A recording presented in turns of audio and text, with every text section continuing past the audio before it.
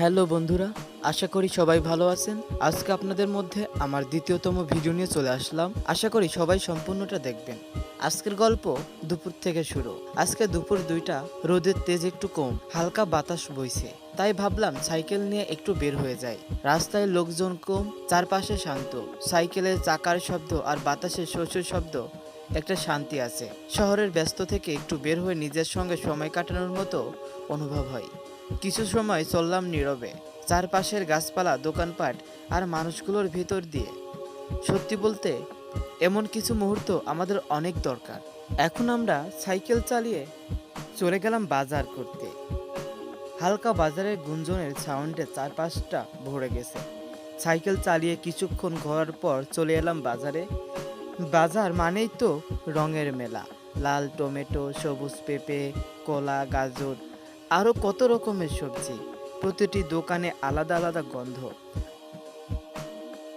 আলাদা হাঁকডাক। একজন বিক্রেতা বলল, ভাই আজকে ফুলকপি একদম টাটকা, নিয়ে যান।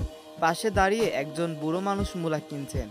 এমনভাবে দেখে মনে হচ্ছে যেন মূলার ভেতরেও ইতিহাস লুকিয়ে আছে।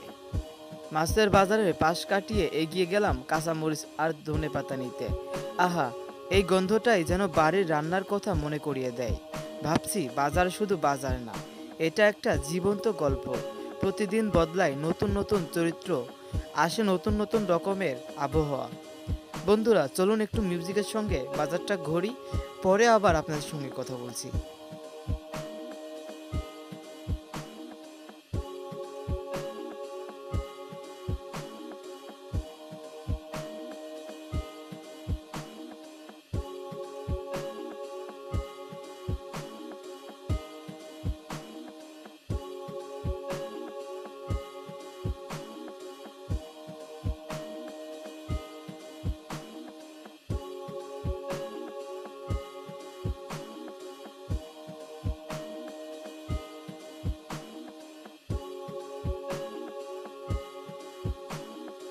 সবজি নেওয়ার পর মনে পড়ল ঘরে ডিম নেই।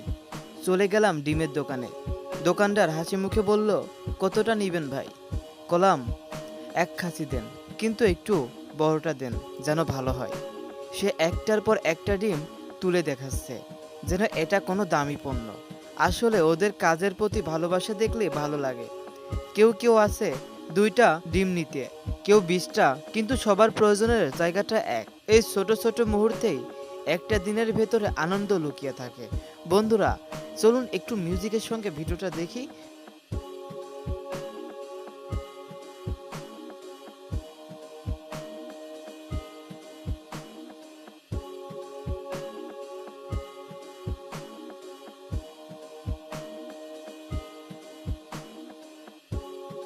বন্ধুরা, এখন আমরা জানবো ভয়েস ডাবিং।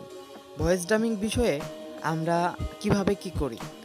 আমরা একটা ভিডিও, নাটকের ক্লিপগুলো আগে করে আনি। স্ক্রিপ্ট অনুযায়ী আমরা আগে নাটকের ক্লিপ অনুযায়ী কাজটা করি, তারপরে ভয়েস ডাবিং করি। বন্ধুরা, আমি বাজার শেষ করে এলাম ভয়েস ডাবিং করতে। এটা হচ্ছে আমার ভিডিও শুটিংয়ের পরে সবচেয়ে প্রিয় কাজ। স্ক্রিপ্ট হাতে নিয়ে বসি, মাইক্রোফোন অন করি, তারপর শুরু হয় আমার কথার খেলা। প্রতিটা শব্দে ভাব ঢালতে হয়। কখনো হালকা হাসি, কখনো গভীর টোন, আবার কখনো একেবারেই নাটকীয়তা। একেবারে পারফেক্ট হলে মজা লাগে, আর না হলে টেক নিতে হয় বারবার। শব্দ ঠিকমতো উঠছে কিনা, ব্যাকগ্রাউন্ড নয়েজ নিচ্ছে কিনা, এসব খেয়াল রাখতে হয়। কখনো নিজের ভয়েস শুনে মনে হয় এটা কি আমি, আবার কখনো এতে ভালো লাগে যে নিজেই বাহবা দিতে ইচ্ছে করে। ভয়েস ডাবিং শুধু বলা নয়, এটা একটা শিল্প, নিজের ভিডিওকে প্রাণ দেওয়ার কাজ। আর যখন সব ঠিকঠাক হয়, মনে হয় এই তো পরিশ্রম সার্থক। তো বন্ধুরা, ভিডিওটা ভালো লাগলে অবশ্যই চ্যানেলটা সাবস্ক্রাইব করবেন। আর হ্যাঁ, সম্পূর্ণ ভয়েস ডাবিংটা আপনারা শুনতে থাকুন এবং শেষে আপনারা জানাবেন কেমন হয়েছে ভিডিওটা। আর দৈনন্দিন জীবনের যেসব ঘটনা এবং শুটিং টাইমে যে ভিডিওগুলো আছে, সেগুলো আমরা কিভাবে করি সবই আপনাদের মধ্যে শেয়ার করব ইনশাল্লাহ।